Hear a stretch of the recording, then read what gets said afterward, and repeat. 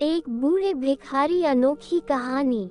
हर दिन एक भिखारी दरवाजे के पास आकर भीख मांगता था और घर का मालिक हमेशा घर के बाहर आते ही उसे देखकर फिर जाया करता। कई बार उसके लिए गालियां भी बकता। वो कहता, तू जिंदा ही क्यों है? पूरी जिंदगी ऐसे ही भीख मांगेगा क्या? धरती का बोझ क्यों बना बैठा है? और कभी कभी उस भिखारी को गुस्से में वह धक्का भी मार दिया करता। इतना कुछ हो जाने के बावजूद अधिकारी के मुंह से सिर्फ यही निकलता कि भगवान तुम्हारे पापों को माफ करे। एक बार सेठ को धंधे में बड़ा नुकसान होने की खबर मिली। सेठ बहुत परेशान था कि तभी उसके दरवाजे पर वही भिखारी आया। गुस्से में अपना आपा खोते हुए सेठ ने उस भिखारी को पत्थर दे मारा। पत्थर लगने के कारण भिखारी का सर फूट गया और उसके सर से खून बहने लगा। फिर भी दर्द से कराहते हुए भिखारी ने इतना ही कहा, भगवान तुम्हारे पाप को माफ करे। भिखारी वहां से चला गया। सेठ सोच में पड़ गए। भिखारी को पत्थर मारा, फिर भी उसने सिर्फ प्रार्थना की। सेठ का गुस्सा शांत हुआ। शेर का मन शांत हुआ। भिखारी का रहस्य जानने के लिए सेठ ने भिखारी का पीछा करना शुरू कर दिया। भिखारी जहां जहां जाता सेठ उसके पीछे जाता। सेठ ने देखा कि कोई उसको खाना देता, कोई उसको मारता, कोई अपमानित करता तो कोई गाली देता।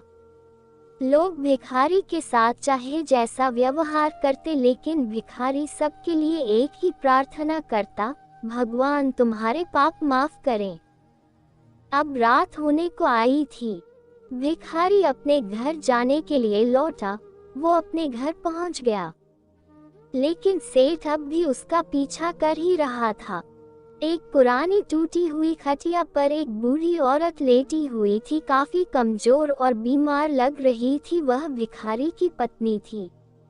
अपने पति को वापस आता देख वह खाट से उठ खड़ी हुई। पत्नी ने अपने पति के भीख वाले कटोरे में देखा, उसमें सिर्फ आधी बासी रोटी थी। उसे देखकर वह बोली, आज बस इतना ही मिला, और हाँ, आपके सिर से खून निकल रहा है, ये चोट कैसे लगी? बूढ़ा भिखारी बोला, आज बस इतना ही मिला, किसी ने कुछ दिया ही नहीं। सब ने गालियां दी और एक नए पत्थर भी फेंकना, इसीलिए मेरा सर फट गया। एक गहरी ठंडी सांस लेकर बूढ़ा भिखारी फिर से बोला, यह मेरे ही पापों का फल है। तुम्हें याद है कुछ सालों पहले हम कितने अमीर थे? क्या कुछ नहीं था हमारे पास? हमारे पास हर चीज जरूरत से ज्यादा थी, लेकिन हमने कभी दान नहीं किया।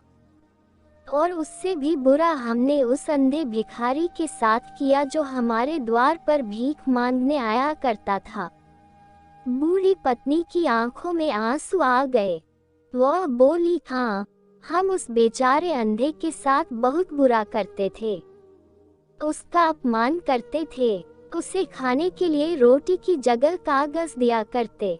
उसका मजाक उड़ाया करते और कभी कभी मार भी देते।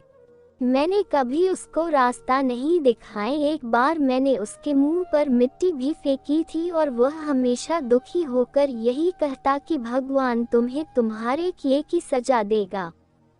भगवान तुम्हारे पापों की सजा जरूर देगा। उसका श्राप सच हुआ और हम इस दुख भरी जिंदगी में आ गए। भिखारी बोला, हाँ, उसका श्राप सच हुआ, इसलिए मैं किसी को बददुआ नहीं देता। चाहे कोई मेरे साथ कैसा भी बर्ताव करे, मैं हमेशा उसके लिए प्रार्थना करता हूँ। मैं नहीं चाहता कि कोई भी हमारे जैसे जिंदगी का अनुभव करे, किसी को भी हमारे जैसे दुखों का सामना करना पड़े।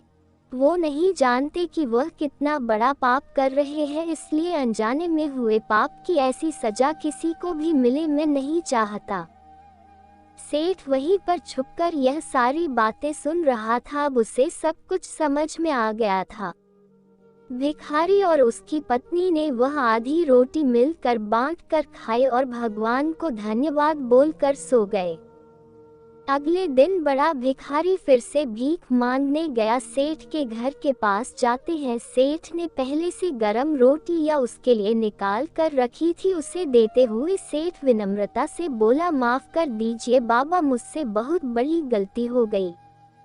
बूढ़ा भिखारी बोला, भगवान तेरा भला करे। इतना कहकर वह आगे निकल गया।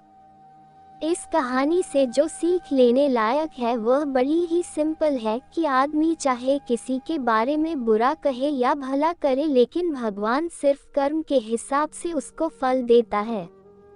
क्या हुआ अगर भगवान नहीं दिखता है, लेकिन ये बात बिल्कुल सच है, उसके खाते में सबका हिसाब बहुत बहुत पक्का होता है। इसलिए जब किसी के लिए कुछ भी करो तो अच्छा ही करो। धन्यवाद।